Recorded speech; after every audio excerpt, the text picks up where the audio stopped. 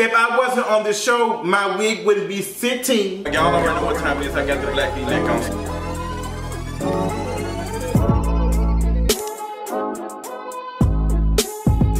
Real Housewives of Atlanta Season 11 Reunion Part 2. Let's get it. I told you all that I am throwing a reunion watch party for Part 2 and 3 this Sunday. Go to kingareese.com/shop. Get your tickets, honey. It's those of you who purchased a ticket for the last watch party get a discount, so make sure you're checking your email. If you are interested in attending this watch party and you ain't got a couple of coins, girl, please email me. I want everybody to be a part of this. I want all the people who stay in Atlanta or who can make it this Sunday to participate to come. So make sure you email me, honey. I will get back to you as soon as possible about your tickets, okay? But girl, y'all go get y'all tickets for real though, for real, for real. This watch party is going to be a barbecue style watch party. I've already tasted the barbecue, girl. She is elite. So if you are interested, if you eat barbecue and you want some good drinks and good kiki session, I encourage you to go get them, girl, honey. I'm already ready. I'm excited, honey. I'm already tasting the punch. Those who had the punch last time, girl, they made a new one, girl. She even more lit. So make sure you get your tickets at kingareese.com. Like, let's get into this reunion review. So we started this episode with Kandi and Porsha going at it about Todd's party. Now you all remember that Todd and Kandi kind of said that Porsha was probably drunk the night that the party happened, and that's why she was around here chasing Jamie. Now, they didn't know at the time that Porsha was pregnant. So, and honestly, Kandi and Todd, y'all asked and see that y'all only going about accusations of what everybody else is saying. And of course, people gonna tell y'all something because they on y'all side. So it's like, girl, like, I don't know why y'all believed it from the beginning. I believe Porsha probably did have some wine or whatever, but I don't think she was like sloppy drunk to the point. I think she probably just said, what's up? And that was it. So you can tell that Kandi and Porsha like kind of over the conversation. Well, Kandi ain't over it, but Porsha like, okay, girl, well, you know, I was showing at that point. Kandi was like, girl, no, you wasn't. You was like 1 month pregnant. You wasn't showing. And Porsha, honestly, I don't think you was showing, girl. But Kandi, you wasn't there, so how you gonna sit here and say what happened when you only go about what everybody was saying to us, multiple people? But Porsha said her only problem is that she brought Jamie on the show and she just wasn't feeling it because she know that, you know, Jamie does not like Porsha. So she gonna say and do whatever. And that's probably why Porsha ended up checking her ass. So we get to NeNe and Greg's conversation about the cancer battle and how NeNe was dealing with that. I honestly think everybody came and supported the hell out of NeNe. I think Cynthia was the main one. She was very supportive of, you know, Greg's stuff, and she was just being there. And that's why Greg ended up saying, you know, that's why I looked at her like a sister. And I feel like NeNe's whatever falling apart or throwing Cynthia away kind of tainted how Greg felt about Cynthia, because that happens in relationships and marriages. Like, Greg, y'all are one, so Greg can't be out here standing for Cynthia and NeNe out here not fucking with her. But I think it's because, I think it looks bad because NeNe is in the wrong 100. I think NeNe is in the wrong 100 when it comes to Cynthia. I don't think Cynthia has ever been ill towards NeNe ever. She has never been just ugly to her. Even when she was trying to be, it came off robotic. But I think Cynthia genuinely does care about NeNe. And NeNe, this passive aggressive tone that she was giving the whole entire, it was just so, it was just like way too much for my spirit. I just was not feeling it.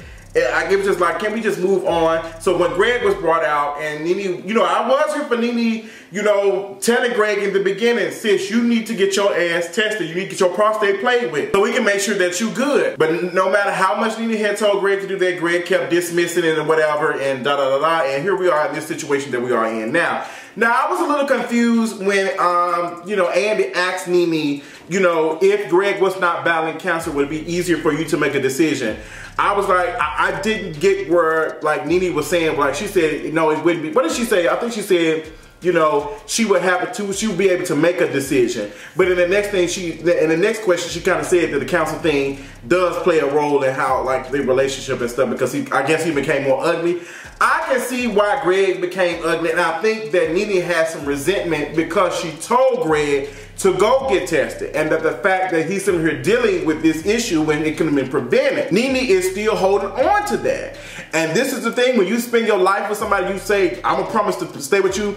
Girl, you gotta make sure you're making a decision, because like, this is the type of man that you were. You knew that Greg was like that. You said that Greg was garbage a couple of times. Like, Greg has done some things. And I think the counsel thing just like, look, I ain't finna be out here dealing with you, helping you and all that other stuff when you was treating me like messed up. I think NeNe truly believes in this karma situation.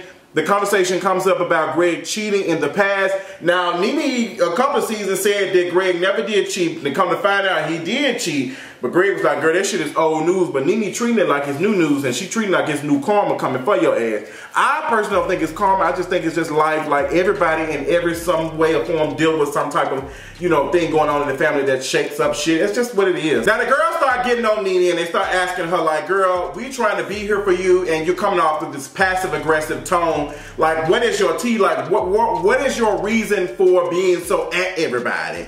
And NeNe's just like, well, none of y'all asses, we're friends. None of y'all, I don't consider any of y'all no friends. So I felt like that if anybody was coming for her, I felt like even the diva was coming. Like, even the diva was making comments. She was like, sis, look, girl, you being real ugly and we don't need all this stuff that you're trying to offer us. Like, sis, cut it out. I did high-low today. We get into the trips, the Tokyo trip and the Destin, Florida trip. And NeNe's whatever she got going on with Tanya. Like, I feel like from day one that NeNe has some type of resolve with Tanya because Tanya is coined and her husband is coined. I just think that's what it is. And just like NeNe, girl, the only check you getting on that's really big is this show. So you can't necessarily talk shit on this show about you being like this and that because the show is the thing that's like paying you the money to live the life. Like, it's kind of difficult. It'd be different if you had some type of talent or something that outside of this, where if you lost it, you'll still be able to talk your shit, but you really can't. I think that's why Kandi can talk her shit. I think that's why Cynthia can continue to talk her shit, and Porsha can talk her shit. Like, everybody seems to come in here with something. The only thing that you brought to the show is your nose and your darker skin. And honestly, we ain't even seeing that no more because you cut that shit and got rid of it. So, I mean, yeah, yikes. So the whole thing about the high and low shit, like, I felt Tanya from the beginning when she said, you seemed like you was coming for me a little bit when you said that my husband or whatever, I might marry somebody else. That is kind of disrespectful to tell somebody if they are in a current relationship with somebody saying, girl, you might marry somebody else. That shit, like, girl, that's like, no ma'am, don't say no shit like that. So they get on the conversation about Marlo. Marlo ass was trying everybody like, and they said, girl, you were playing it with homegirl, with Eva, and she dragged your ass for 45 minutes. Baby, I like to holler. When Marlo said, girl, they edited a couple of my good parts out. All the folks in the comments said, Eva dragged your ass, Marlo. You did not have no, like, good ones. Eva said, when she was on Watch What Happens Live, I think she still said that, look, they would give you some generous edits because I would eat your ass up. And Marlo can't necessarily read. Like, Marlo, your jokes be hitting flat. Like, don't think you be saying is your breath stank or mama joke. And Eva caught that shit. Eva knows what it is. That's why I stand for Eva be knowing what it is. Like, Eva be on it, bitch. She's like, girl, them the only jokes your ass got, but I was on them edges, period. Girl, Eva had shaded the shit out of Marlo ass on Watch What Happens Live. They had asked her, caller had called in and said, do you think Marlo will ever get a peach? She said, girl, she can head to Kroger and Publix and catch them on sale during the summer. Yeah! Now, Marlo did have a read for Eva when Eva had said, girl, I bet my bottom dollar. Girl, Marlo said, don't bet too many dollars now. You ain't got that many. That shit was funny. Girl, that was on my girl Eva, girl. It took two of y'all to get my girl, but the shade was funny. Now we get on to Shamari and Shamari DeVoe and all she got going on. Her and Marlo bumping heads. Shamari, you got some good jokes, girl. You got some good jokes. They funny, they hitting, but you read too loud, and it seems like you're agitated. That's what makes a good, successful reader or dragger, because you talk in your common voice. The only time you get loud like this when you are completely obliterating a person and you're not talking no more. Like, that's your final drag. But since you were sitting here giving good jokes, but it was your delivery that was messing it up. Like, you see how Marlo responded to you and said, I like Chanel. You sitting here and said that you give her some Gucci, she'll be able to touch on her poom poom. See how she responded to that? It kind of just dispelled your drag.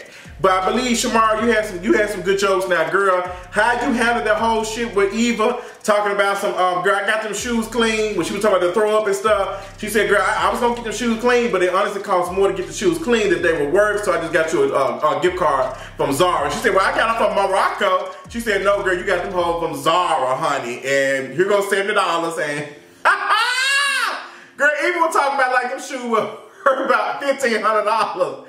Oh my God, but Shamari, that was a good drag. That was what we liked, girl. It was cute. Shamari, I don't think you have a drinking problem, but I do think that you don't know your limits. And I'm glad they said that. Like, girl, Marlo said, Kandi, you had to tell her to stop drinking. You had to tell her to slow down. And Kandi was like, I was telling her because we was at the wedding reception. I ain't want her to be like tipsy at the... And that's the thing. I don't think Shamari just like... I don't think she knows her limit. I think her drinking problem, I think a drinking problem is when a person is drinking beyond capacity all the time. And the Shamari just be getting turned up. Now listen, there have been a couple times Shamari has said that sis, you know, getting away from these kids, that makes me think Shamari has to be locked up in that house.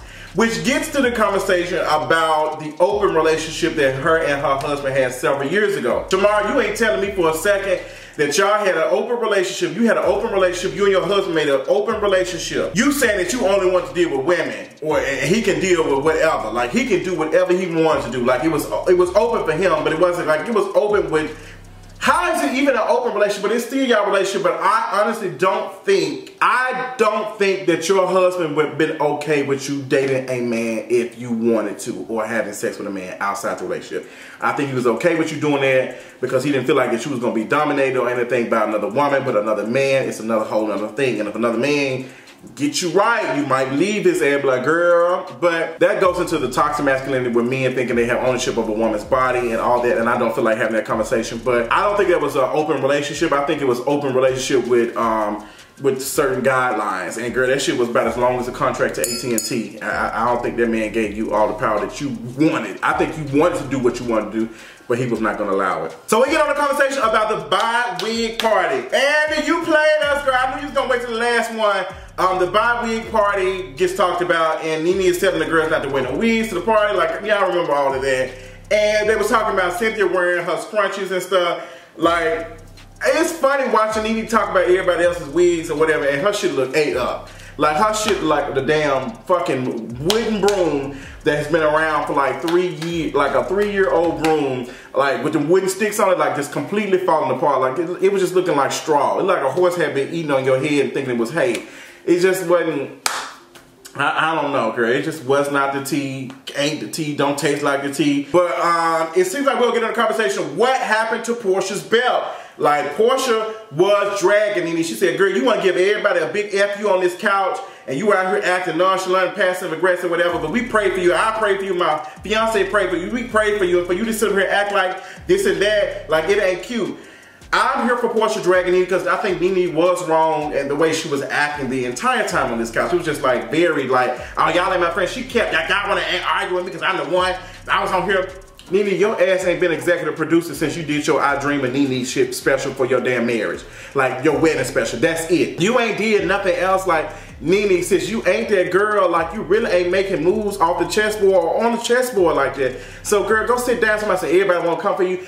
Your ass don't get no credits, no credentials on anything on Bravo other than showing your ass up to film. So what are you talking about like a girl got to come through you? I'm glad they even said, sis, I had already had my fruit salad. I didn't need you to offer nothing else to get me on this couch. Like, I came on as a friend, but you ain't told the girls to let me come on the show. The girls told you at production told you, this is what we thinking about, and you gonna bring their ass in here. That's it. You ain't making this selection of nobody.